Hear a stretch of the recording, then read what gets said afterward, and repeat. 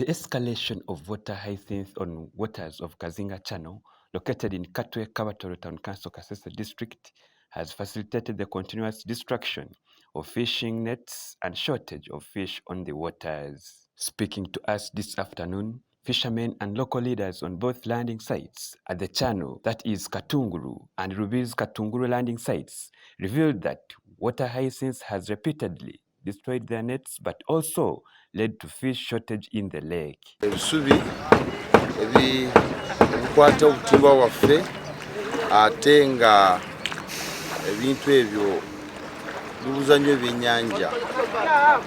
Kino ekiddo nikitalibaniza kusiisa ennyanja nikiguma nikikura buli kiro deire so nikisiba ennyanja ntuburaho kuraba. A number of fishermen say that the increased water hyacinth in the waters have left them stranded and completely stuck since they depend on the lake for their livelihood. Tulina ekizibu kino ky'ebizezengo. Bino ebizezengo biraba. Ne bukwata mu butimba butosobola kuta na kyennyanja na kimu. Bingi ate ennyanja yonna byagimalako.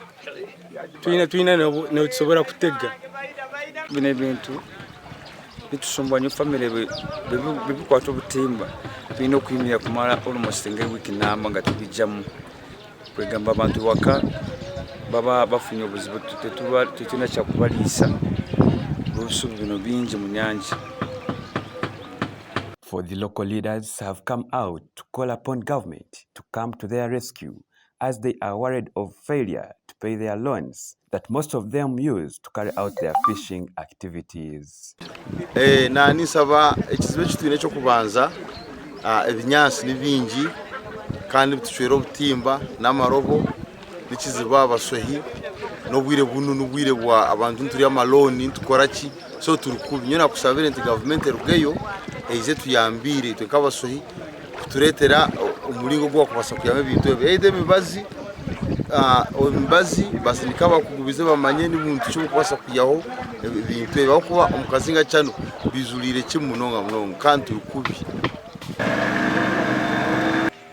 However, Kasese District LC5 chairperson, Mr. Elifaz Muhindi, says government together with the stakeholders are doing all it can to harvest the hyacinths to make Kazinga Channel very free. We are aware that on the Kazinga Channel there are some water hyacinth that has come, but with the Queen Elizabeth conservation area, the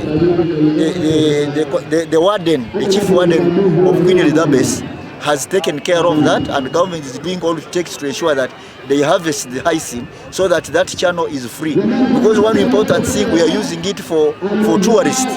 The entire community around Kazinga Channel depend on fishing as their economic activity, and any calamity that arises to hamper their fishing activities decline their way of living. Government therefore has to immediately come out with a radical solution to the increased water hyacinth on Kazinga Channel for the good of the people. Samuel Amanyire, Kasese.